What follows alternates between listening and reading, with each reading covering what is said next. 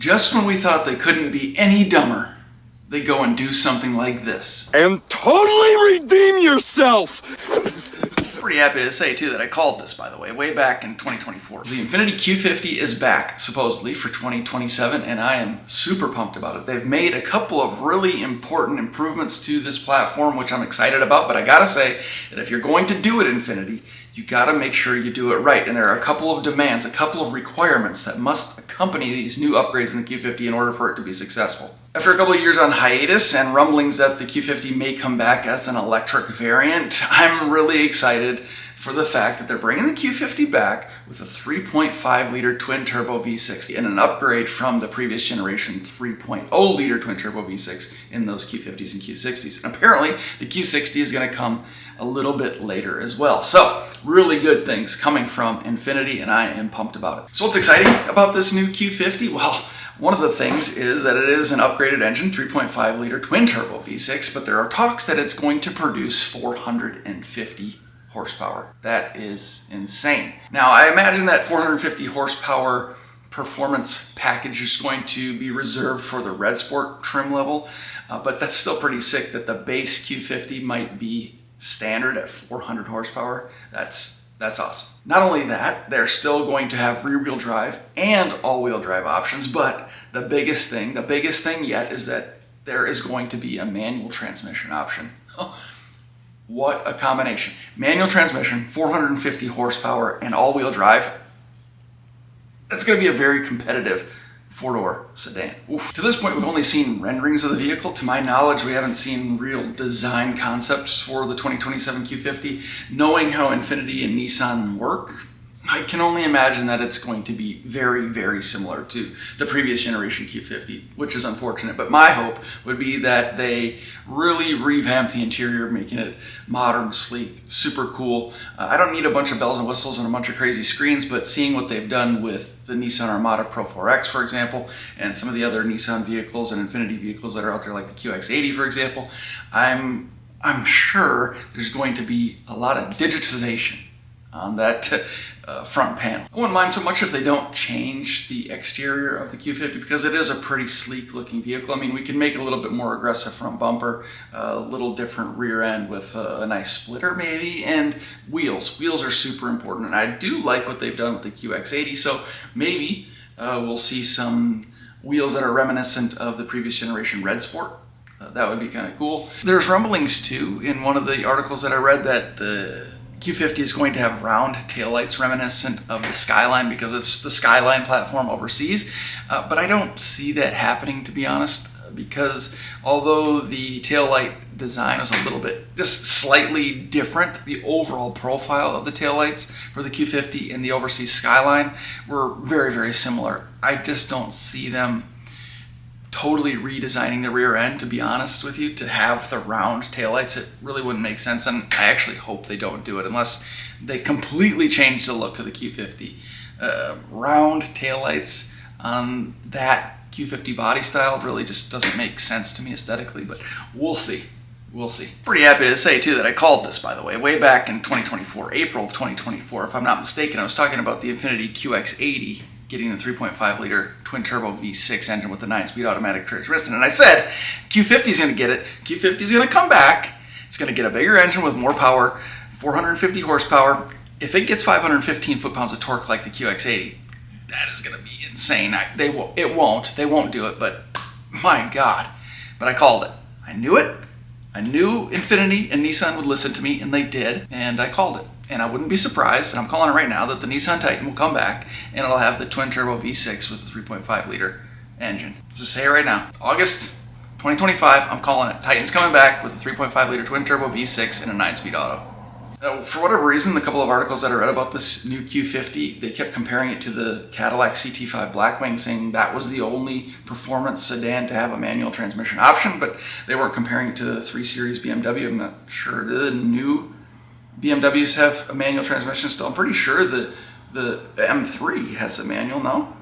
Maybe not. But if it does, you can't really compare it to an M car anyways. I don't really care how much power they put in a Q50. Infiniti has never produced a vehicle to the level of the 3 Series, especially the M3, so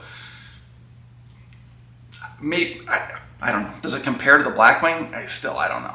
One thing I can tell you though is that if they don't do a couple of things, a couple of requests that I have for Infiniti, it doesn't really matter. They're not going to compete at all with anything. Now, we've talked about this topic a bunch on this channel over the last couple of years, and that is it doesn't really matter how much horsepower you can produce. If you can't put it to the ground effectively, it is worthless.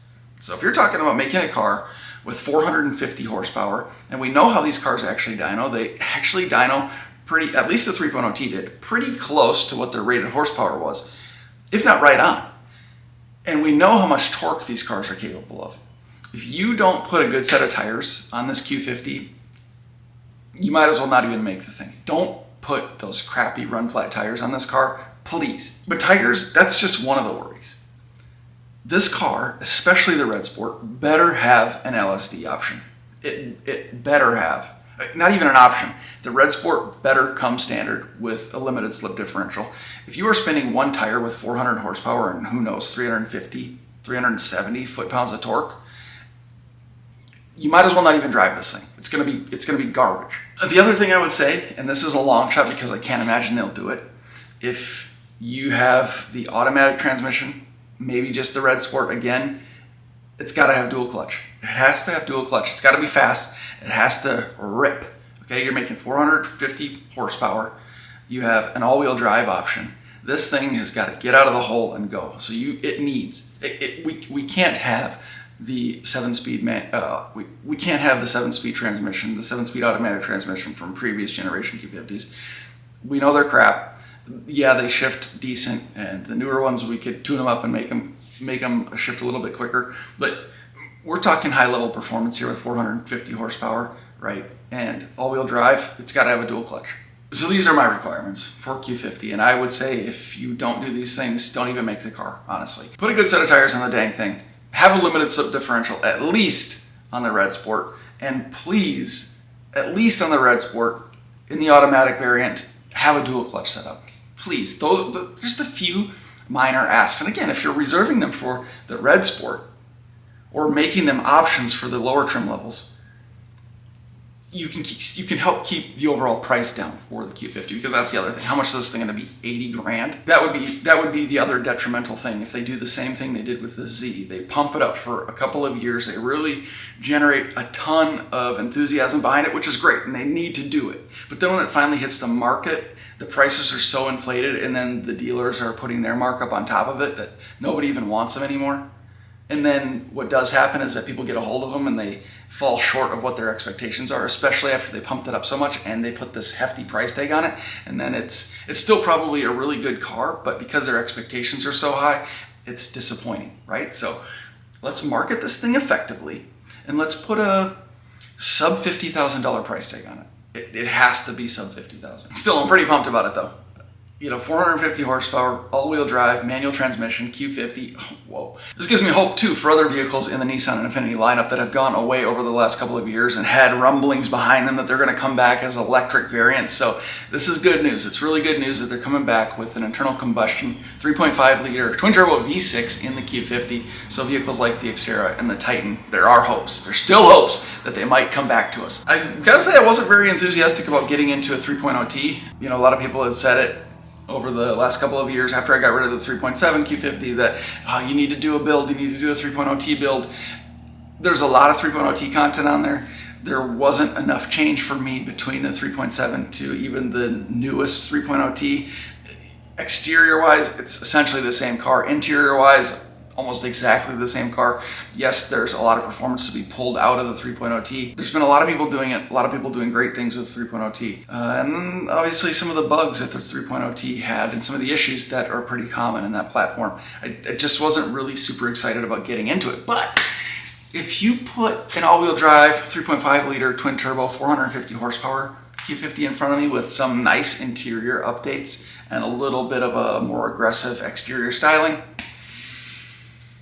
oh man, and if you're talking about an automatic dual clutch transmission with paddle shifters and an LSD, okay, I might have to get one. What do you guys think about the new Q50 coming out in 2027? Does it check some boxes for you? Would this be a platform you want to jump onto? What do you think? You think they're going to actually do it? You think it's going to be a hit or a miss? What do you know? What do you think about it? Let me know in the comments below. Appreciate you guys watching this one. More stuff coming for the channel. We got a lot of projects going on right now. I know it's not necessarily Q50 stuff, but if you're interested in automotive content and you're relatively new here, subscribe if you haven't already. I appreciate it. Appreciate the support up to this point, guys. Again, more stuff coming. Hope you stick around. We'll see you in the next one.